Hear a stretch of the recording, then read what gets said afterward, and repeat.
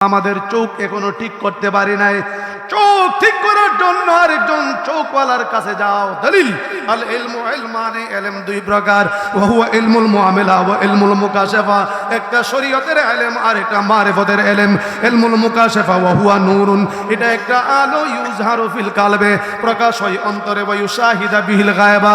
আল্লাহর কোন বান্দা যদি অর্জন করে এক জায়গায় বসে তামাম পৃথিবীর গায়বী বস্তুগুলি দর্শন করতে পারে। এই জন্য সাধারণ মানুষগুলি দৌড়াইয়া দৌড়াইয়া আল্লাহর ওলির কদম ধরে। বলেন না আল্লাহু আকবার। আমরা আল্লাহর ওলির কদম ধরতে চাই কি চাই না? আওয়াজ করে বলুন, চাই কি চাই না? এতে লাভ না লোকসান? কেন? আল্লাহর ওলি প্রথমই শিক্ষা দেয়, সর্বপ্রথম আল্লাহর ওলির সিনত থেকে একটা ইলম যখন আপনার কলব থেকে শুরু করে আস্তে আস্তে উপরের জগতে যাইতে যাইতে হুব্বে রসুলের একটা মুরাকাবা আছে।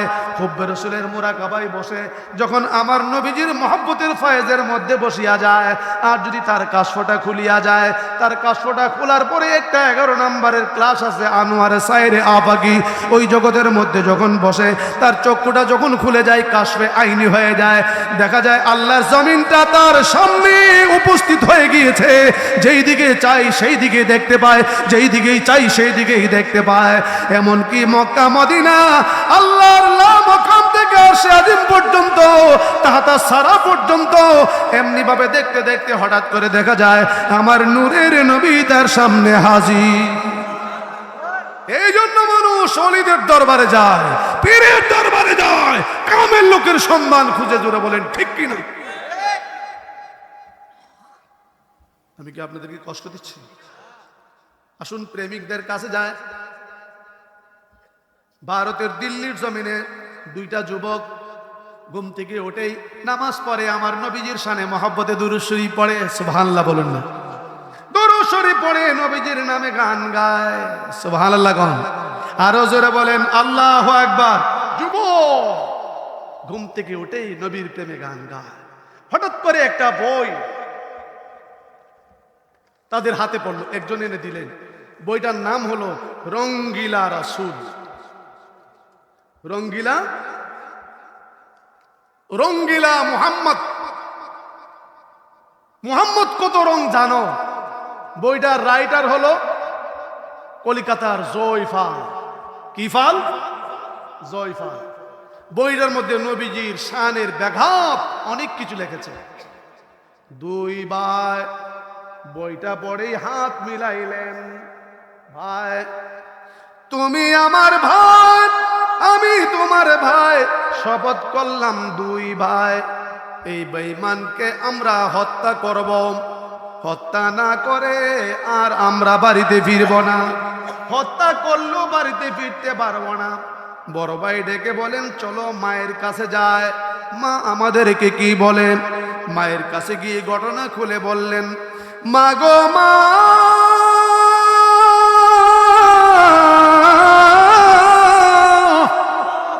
ও মা। মা বলেন বাবা দুই ভাই একত্রিত হয়ে এসেছো কেন? মা গো মা, এসেছি রঙ্গিলা রাসূল বলে একটা বই লিখেছেন কলিকাতার জয়ফাল, আমরা নিয়ত করেছি তাকে হত্যা করব। মা তুমি আমাদেরকে সমর্থন দাও, তুমি আমাদেরকে দোয়া করে দাও, বিদায় করে দাও।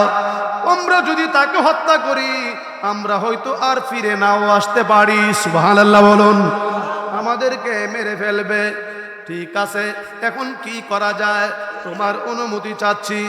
মারে সুবহানাল্লাহ বলুন। মা ডেকে বলেন আমার মাত্র দুইটা সন্তান, তোমরা দুই ভাই, আমি আল্লাহর রাস্তায় হাওলা করে দিলাম নবীজির মহব্বতে। যাও তাকে হত্যা করো।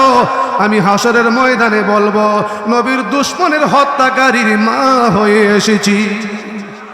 আর একটু জোরে বলেন আল্লাহ। মায়ের অনুমতি পাইলেন, আর কোনো সন্দেহ নাই। সুবহানাল্লাহ বলুন। মায়ের অনুমতি পাইয়া আনন্দের সহিত হাতের মধ্যে এত বড় ছুরি নিয়ে কোমরের মধ্যে গুঞ্জাইয়া আস্তে আস্তে করে দুই ভাই রওনা হয়ে গেলেন।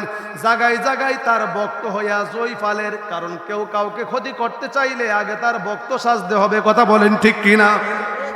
এবার আস্তে করে বক্ত সাজিয়া হায় হায় একটু পরে পরে লাভ মারে জয়ফাল বেড়াতে গিয়ে জয়ফাল কয়ে লাভ দেশ কিল্লিগা কয়ে এত সুন্দর একটা বই লেখছে, বইটার মধ্যে এত মজার লেখা, তার বক্ত হয়েছি এই জন্য মাঝে মধ্যে ফল মারি। কেমন বক্ত হয়েছে, মাঝে মধ্যে ফাল মারে, এমন আসেনি মাঝে মধ্যে গুতা মারে জিকিরের মধ্যে গুতা মারে ভাল মারে, আসেনি সুমাদা দৈরা লটকিদা ফইরা তাহে আসেনি বেড়া জিকির করতেছে, আরেকটা সুমাদা দৈরা জাতাদা দৈরা মধ্যে ফেনা বাইর করতেছে, যেমন মিলি বেমার ভাবি এমন আছে কি নাই? হায় হায়, এটা বুঝি আলামত, এটা বুঝি আলামত।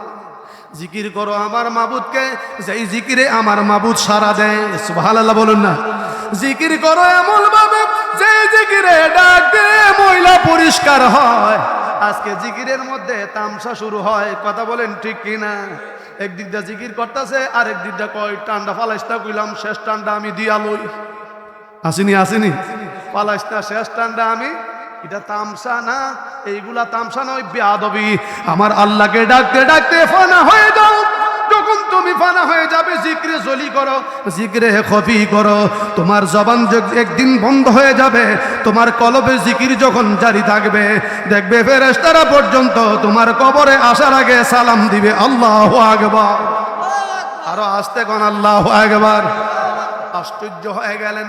এবার দুই ভাই আস্তে আস্তে কলিকাতার জমিনে, জয়ফালের বাড়ি চিনে না, লোকদেরকে জিজ্ঞেস করলেন, এই যে জয়ফাল এত বড় রাইটার, রঙ্গিলা মুহাম্মদ, রঙ্গিলা রাসূল, এই বইটা লেখার কারণে আমরা ভক্ত হয়ে দিল্লি থেকে এসেছি, কোথায় তার বাড়ি আমাদেরকে একটু দেখাই দাও, আমরা তার সাথে সাক্ষাৎ করব। লোকেরা কই কত বড় ভক্ত, দিল্লির জমিন থেকে দুই ভাই এসেছে। জয়ফালের দাঁড়িয়ে গিয়া কয়, জয়ফাল কয় কি হয়েছে? আপনার দুই ভক্ত এসেছে দিল্লির জমিন থেকে দেখার জন্য, আপনার বই পড়ে এত ভক্ত হয়ে গেছে। বেটা উক্কা তয়া আস্তে আস্তে আইছে, আয়া কয় আসো তোমরা দিল্লির থেকে এসেছো, এত বড় মহব্বত এত বড় ভালোবাসা নিয়ে এসেছো, আমি হাত মিলাইলে চলবে না, আমার বুকটার সাথে বুকটা লাগাও। যেই মাত্র জয়ফাল বুকটার সাথে এই যুবকের সাথে বুকটা লাগাইছে, নাবির গুড়ি দিয়া হারায়া দিছে। সুবহানাল্লাহ কইতেন না? কি করছে? হারায়া দিছে। কি দিছে? হারাইয়া দিছে। তুয়া এমন কথা কয় না, শরম। দেখি শরমের কথা, শরমের কথা। এটা হচ্ছে নবীর মহব্বতের কথা। সুবহানাল্লাহ কন না? যা দাদা হারাইয়া দিছে তো দিছে, আবার গাইডটা দিছে, লারা দিয়া গাইডটা দিছে। দেখছেন না? আগিলা দিনে দেখছি দুই বিটি যদি কাজা লাগে, আরেকটা গিয়া ঘরের শিক্ষাই লারা মারে।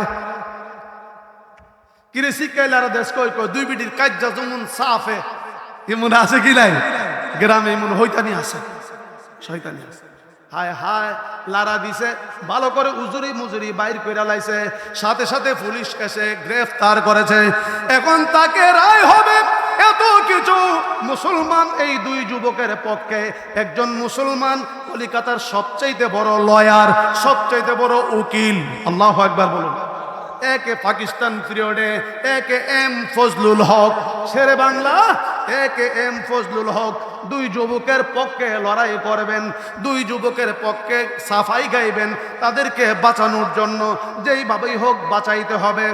এবার আসামির সাথে দেখা করতে গেলেন শেরে বাংলা একে এম ফজলুল হক। গিয়ে জিজ্ঞেস করেন, বাবা তোমরা কাজটা করেছো ঠিক আছে, তবে তোমরা আমি যেইভাবে কথাটা কই এজলাসে উঠে এইভাবে আমার কথার সাথে জবাব দিও। কি কথা? কথাটা হলো এই, আমি যখন বলবো তোমরা যখন ফাট দিসলা, তোমরা যখন হারায়া দিসলা, তখন মাথাটা কেমন আসিন, তোমরা খালি বলবা আমরা কুইতারি না কেমনে হারায়া দিছি। সুবহানাল্লাহ কইতেন না? এই মেয়েরা সুবহানাল্লাহ না কয়ে কাল্লা হাল ভরিয়া গিয়া সুবহানাল্লাহ কই বলেন না? আল্লাহু আকবার। শুধু উদ্দুর কইও, এইটুকু বইল যে আমাদের মাথা ঠিক ছিল না, কিতা যে করছি, বুকটা মিলাইছি, এরপরে কিতা করছি, গাড়া গুড়া দিছি, এটা বুঝারি না, এরপরে বাকিটা আমি বুঝুন। এবার দুই যুবক ডেকে বলেন, আপনি মুসলমান? হ্যাঁ আমি মুসলমান। আপনি দি বাটফার? সুবহানাল্লাহ কইতেন না? তো কিরে বাটফার কসকির লিগা? তো মুসলমান কখনো মিথ্যা বলতে পারে না, আর আমরা মুসলমান দৈন্যার মধ্যে কুড়া মারে, কথা কয় না রে? জন্যের মধ্যে কি মারে? আপনি কেমনে মুসলমান হয়ে আমারে কেমনে মিথ্যা কথা শিখান? আমরা তো জান্না শূন্য ফাট দিছি, পারে এই কথা বললে তো তোমাদের দুইজন ফাঁসি হবে। তো আমরা কি ফাঁসিকে বই করে আইছি নাকি? আমরা জানি নবীর দুশমনকে খতম করলে যদি ফাঁসি হয়, আমাদের মা আমাকে নবীর পক্ষে ছেড়ে দিয়েছে। বলেন না আল্লাহু আকবার। এখন লয়ার সাহেব গিয়ে একটা পরামর্শ চাইলেন কার কাছে? হুসাইন আহমদ মাদানির কাছে। ভারতের হুসাইন আহমদ মাদানিকে গিয়ে বলেন, এই আশিকে রসুল দুইটা যুবককে বাঁচাইতে হবে। আমি বহুত কিছু বলেছি, তারা আমার কথা শুনে না, আমার আরো উল্টা বুঝা। আপনি হুজুর ফিসাব মানুষ, আপনি গিয়ে একটু বলেন। এবার ফিসাব গেছে, এত বড় হুজুর গেছে, গিয়া কয় বাবারা তোমাদেরকে বাঁচাইতে হবে, আমি যেইভাবে কই এইভাবে শুধু বলবা। তোমরা শুধু এইটুকু বইল যে আমরা গাই দেই বালা, কিতা আমাদের মাথাত আসিন কুতারি না কিতা করছি না করছি, বাকিটা লয়ারে বুঝবে। আমনে কেডা? আমি হুসাইন আহমদ মাদানি। আমনি দি বাটফা। সুবহানাল্লাহ কইতেন না? আরো জোরে বলেন আল্লাহু আকবার। কিরে আমার বাটফার কষ্কের লিগা? জানেন না আমি মিথ্যা কথা বলবো কেন? আরে না, তোমরা নবীর পক্ষে থাকার কারণে কথাটা একটু লড়াই কইবা, তোমাদেরকে বাঁচানোর জন্য। আমি এই জন্য তোমাদেরকে বুঝাইতে আসছি বাবা, একটা ইজ্জতের প্রশ্ন। আমি তো একজন বড় আলেম, আমি সম্মানের পাত্র, মানুষ আমাকে ইজ্জত করে। লয়ার সাহেব আমাকে বলেছে, একেএম ফজলুল হক সাহেব আমাকে বলেছেন তোমাদেরকে বুঝানোর জন্য। ফিটকাত মোরাই গো বাবারা, আমরা চাই তোমরা বেঁচে থাকো, তোমাদের মতন যুবক ভারতের জমিনে দরকার আছে। আল্লাহু আকবার বলো। যতই বুঝান কামুত, আমরা সত্যটাকে মিথ্যা বলতে পারবো না। এবার বিশাব হুজুর চলে গেলেন, গিয়া লয়ারকে বলেন এই কথা সম্ভবপর হবে না, তাদেরকে আর বাঁচানো সম্ভবপর হবে না, আমি পারছি না, আমি ফেলোয়ার। লয়ার সাহেব কয় ঠিক আছে, দেখা যাবে। এজলাসের মধ্যে শুরু হয়ে গেল তাদেরকে বাঁচানোর জন্য সাফাই শুরু হয়ে গেল। যেই মাত্র সাফাই শুরু হয়ে গেল, বাঁচানোর জন্য চেষ্টা করতে লাগলেন, কায়দা কৌশল ব্যবহার করতে লাগলেন। হঠাৎ করে দুই ভাই চিৎকার করে বলেন, উকিল সাহেব, ও লয়ার সাহেব, একেএম ফজলুল হক সাহেব, আর সাফাই গাইতে হবে না, আপনি আমাদেরকে বাঁচানোর জন্য চেষ্টা করিয়েন না। আপনি আমাদের কাছে আইতেছেন এইভাবে বলে বলে বাঁচানোর জন্য, আমরা বাঁচতে চাই না। আমরা দেখতেছি জোসবের পিছনে নূরের নবী হাত বাড়াইয়া ডাকতেছে।